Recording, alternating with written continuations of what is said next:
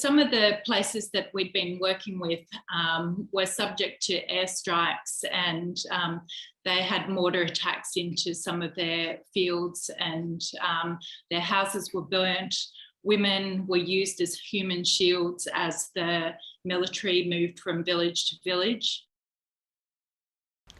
Hi everyone, Chongti from Water Room here. If you have been keeping up with the news, you must have heard about the military coup in Myanmar. On February 1st, the Burmese military overthrew the democratically elected government in the midst of the COVID-19 pandemic. Protests erupted nationwide and bombs were dropped in neighbouring states.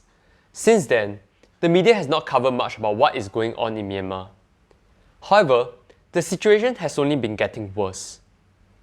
The conflict happening at the state borders forced thousands of refugees to flee from their homes, and this led to a disastrous water and health crisis. I had the opportunity to talk to Fleur, an environmental scientist and the founder of the NGO Safe Water for Every Child Myanmar. If you are curious about what is happening in Myanmar and people who are making a difference to the lives of refugees, please watch on. Hey Fleur, first of all, thank you for joining us today. Thank you for having me, Chongti. Very, very good to see you. Indeed, very good to see you indeed. I think the world is still reeling in shock to what happened in Myanmar, which was previously one of the fastest growing economies in Southeast Asia. As the founder of an NGO who works directly with the indigenous population of Karen State, can you first start off by sharing a bit more about yourself? So I'm an environmental scientist from Australia. I first became aware of the health issues and the lack of safe drinking water in Myanmar through a former refugee who now lives in Australia. So she'd seen some water filters deployed for disaster aid, and she thought her village in Myanmar could do with some of these water filters and help prevent some of the diarrhea and waterborne diseases she'd seen. So the next time she went back to her home village, I accompanied her. We went and tested the water at her village, and her friends also took me into an internally displaced persons camp. At these two places, we tested the water, and they were both above World Health Organization standards for E. coli in drinking water, so there was clearly work to be done. We went back the following September, in September 2018, and installed our first water filters and started training up the locals to manage projects and also maintain the safe drinking water. So Thable was an amazing inspiration. It's all because of her ideas and her insights into her community that Safe Water got underway. And we also try and do as much as we can in the preventative health space. So in the internally displaced persons camp, we found that some of the children hadn't been having their annual vaccinations for 2 years. So we're able to facilitate vaccines to go into them. We've also given things like mosquito nets to prevent malaria and dengue, which are rife in the area. We've given food when they had a rat plague, education supplies and soap and things like that. Since COVID, we also noticed that a lot of the young people didn't have access to education. So we started an English tutoring program. So one-on-one with the Karen students because they don't have good data connection. And we have now matched about 150 Karen students with over 100 tutors from around the world working together. So that's fantastic. Wow, that's amazing. You have been working with the Myanmar populations over there, and you've been on the ground with them very often. What is your favorite moment working with the locals in Myanmar? Yeah, well, it can be simple tests, just doing the water tests in front of them, simple things. The water tests are highly visual, so they turn from yellow to a bright blue-green colour when the water is full of bacteria, E. coli, dangerous bacteria, and immediately we can tell the community that it's unsafe to drink and they should start boiling their water. Even if we don't have the budget immediately available to buy a water filter, we will record that information and then go back later. Can you describe what happened in Myanmar and how it has affected your work there? So some of the places that we'd been working with were subject to airstrikes, and they had mortar attacks into some of their fields, and their houses were burnt. Women were used as human shields as the military moved from village to village. At this point, people fled into the forest, into the jungles, fled into caves to get protection, and also went down towards the Thai border. There's a river that divides Thailand and Myanmar at that point. And we had a call from one of the community leaders to say that the people had started suffering from diarrhea and other waterborne diseases. Of course, the children and elderly are particularly susceptible. So we were able to quickly take some water filters to them, and based on our experience working in the area, we were able to do that quickly and effectively, and we were even able to move some of our filters that we'd had in other areas down to help these people. So they didn't have toilets, they didn't have safe drinking water, they just had the food that they could carry. So we were able to respond and have been doing so since as well. Yeah, that definitely sounds terrible that, women have to become, are taken as human shields, and the kind of conditions they have to go through, and the kind of water they have to drink. So on that point, what's the Safe Water team doing to provide clean water access to the refugees right now? So providing safe water is one thing, but we also try and put some science and education behind everything we do, and improve the capacity of the community to support themselves, I guess.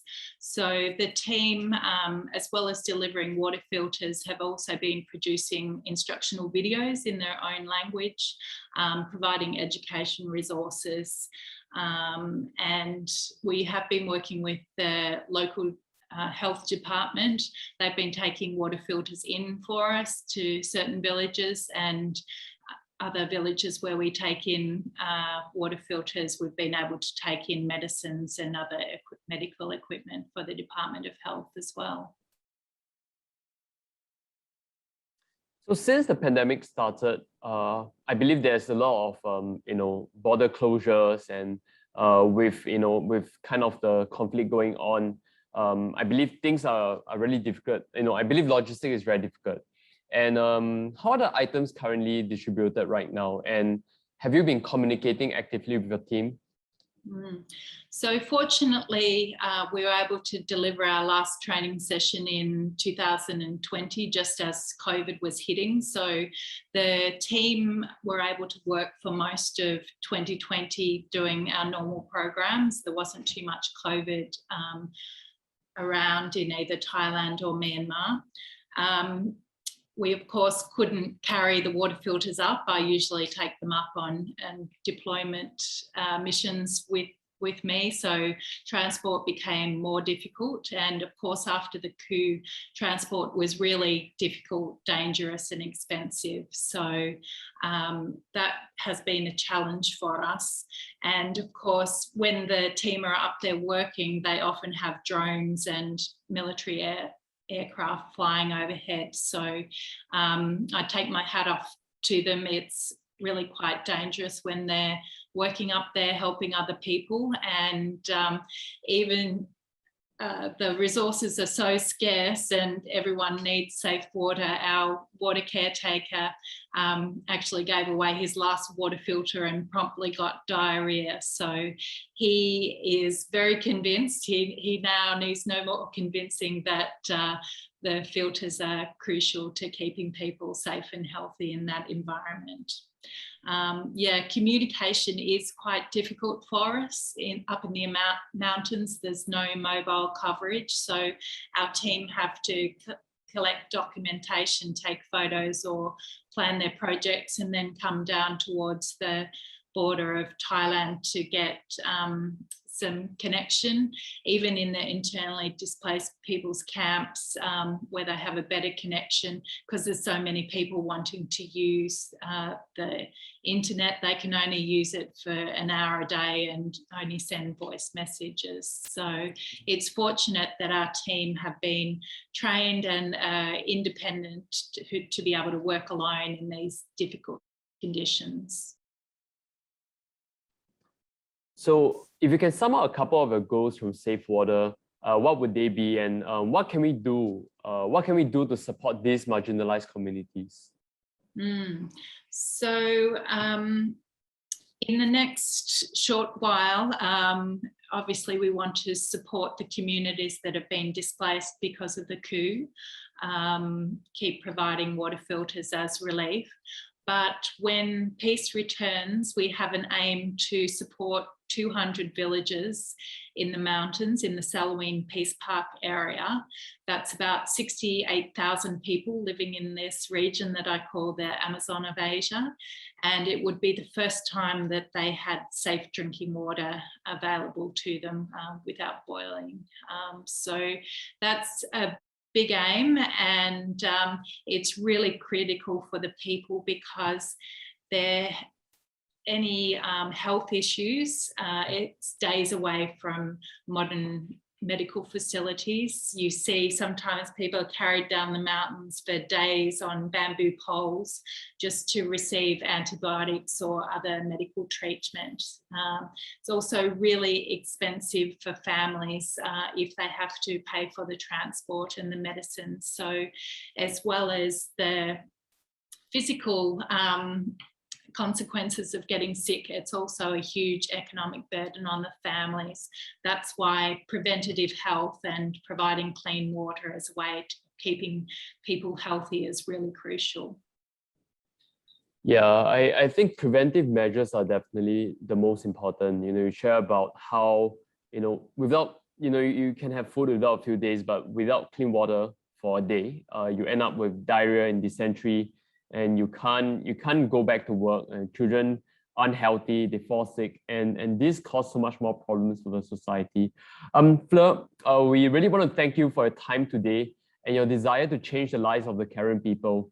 What you're doing is amazing, preserving the precious culture of the Karen people. I think these are really priceless. We hope to have you here again sometime not too far in the future.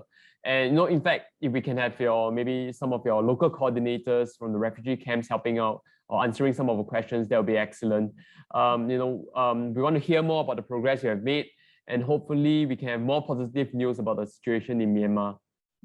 Thanks, Chong-Chi. Thanks for your interest and your support. And yeah, you are on the phone if our coordinators need a bit of extra technical information. So thank you very much for all that you do, and all the people that you've already helped. So thank you too. Yeah, the pleasure is ours. Thank you, Fleur. Thank you for watching this video. If you like our content, please share our video, subscribe to our YouTube channel, and follow us on Facebook and Instagram. We are also currently fundraising for the Karen refugees in Myanmar. If you would like to support, please check out the link below. Stay home and stay safe. Peace.